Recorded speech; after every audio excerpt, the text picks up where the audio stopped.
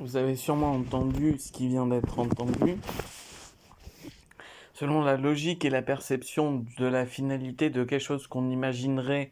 à l'extrême de son extrémisme, non pas en tant que religion ou parti politique, mais en tant que conscience de l'existence, donc par rapport à l'inexistence, par rapport au fait que la compatibilité se tendrait vers une extrémité qui serait défavorable et régressive à l'infini pour toute perception de vie, mais aussi pour toute réalité et toute conception du vivant, par la seule volonté que le corps et l'esprit n'auraient pas la capacité de pouvoir euh, soigner son bien, son niveau de conscience, parce que l'émotion humaine, l'attractivité humaine, elle est faite dans l'émotion et la réflexion. Et quand on s'imprègne d'une évolution en tant qu'être humain, on a l'émotion de notre instinct animal qui est tout le temps tiré. Et donc on demande tout le temps aux animaux soit de mourir, soit de souffrir pour définir et devenir la qualité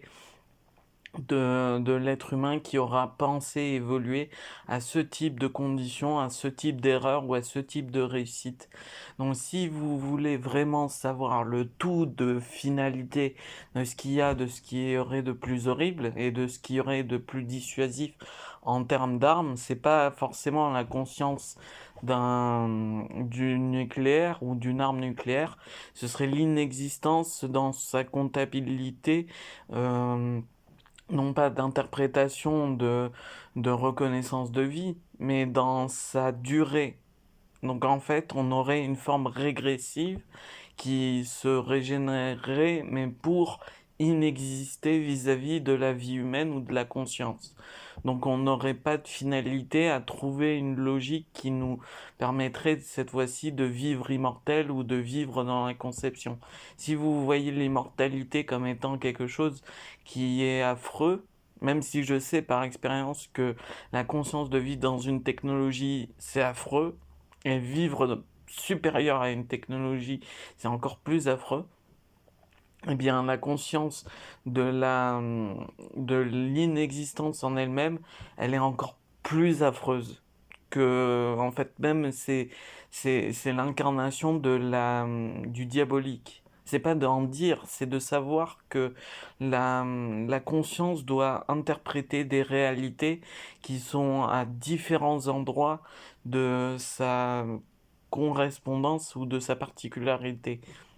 Donc c'est pour ça que vous avez l'impression que des personnes vont vouloir être émotivement plus communicants, plus attractifs, que ce soit par le fait qu'ils ont enduré leur vie personnelle. Endurer sa vie personnelle, je sais que c'est très dur, mais endurer la vie personnelle de quelqu'un qui doit penser à l'existence en elle-même en permanence et se re-questionner et être accusé de l'ensemble des responsabilités de l'humanité,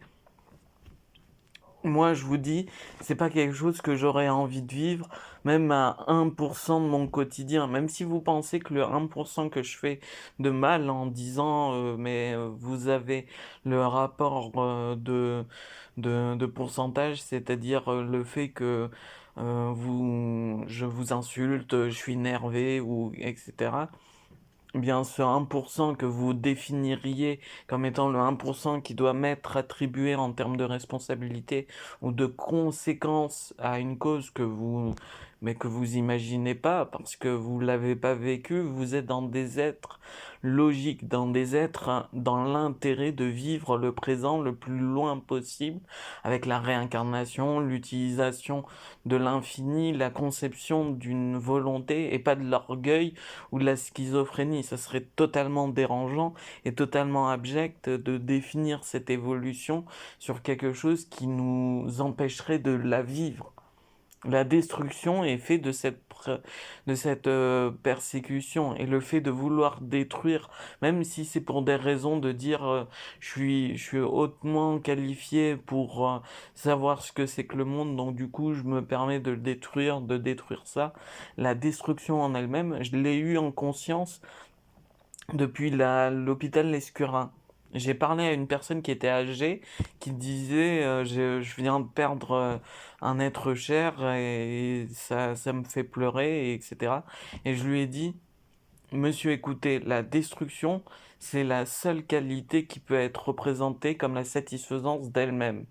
Quelle que soit la représentation qu'on fait des qualités d'une personne, c'est sur la construction. C'est parce que la personne s'est construite qu'on l'a aimée. C'est parce que la personne s'est construite qu'on l'a appréciée, on l'a défavorisée, qu'on a rigolé avec elle, qu'on s'est construit avec elle,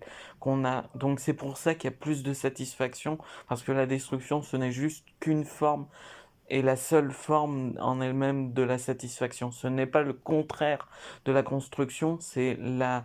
position d'un état de fait comme une image abstraite d'une notion de compréhension. Et c'est pour ça que le monsieur, bon là c'est dit avec un peu plus de recul, mais c'est pour ça que le monsieur il a dit, vous avez raison, les qualités du bien sont en fait la seule force du mal. C'est la formation de ce qui nous intéresse dans la vie, et quand on prend le chemin de la destruction, c'est parce que on veut y apposer notre rythme, en quelque sorte, de, de construction. Donc c'est pour ça qu'il y a des gens qui favorisent le rythme de construction d'autres gens. Et c'est pour ça que l'impression de se construire dans une réalité où on ne verrait qu'une femme, qu'un homme, ou que des personnes qui nous paraisseraient moches, ignobles ou désintéressées de nous, eh bien ça nous ferait notre destruction. Donc c'est pour ça que je vous dis que l'activité principale de mon existence, ça va pas être de vivre l'éternité avec la responsabilité, la condition et l'évolution de la pensée. Ça va être surtout de savoir si ça va être utile dans votre et dans notre, puisque vous et nous, c'est égal à moi et vous. Donc vous avez intérêt autant que moi à ne pas faire faveur de la destruction, même si c'est du ressort de l'instinct animal, même si c'est une satisfaction de se rapprocher plus de l'instinct animal des animaux, du fait de consommer la, la destruction par la protection comment ça s'appelle, d'instinct de survie. Donc c'est très difficile d'avoir un cerveau pour communiquer sur l'ensemble de l'humanité et en même temps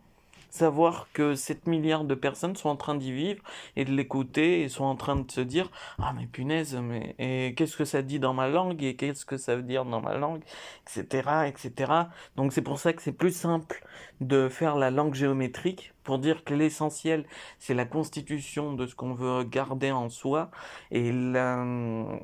variation de notre futur ça sera sur les plaisirs des langues culturelles, de nos histoires, de notre logique historique, de notre mémoire génétique, de notre façon de comprendre le monde.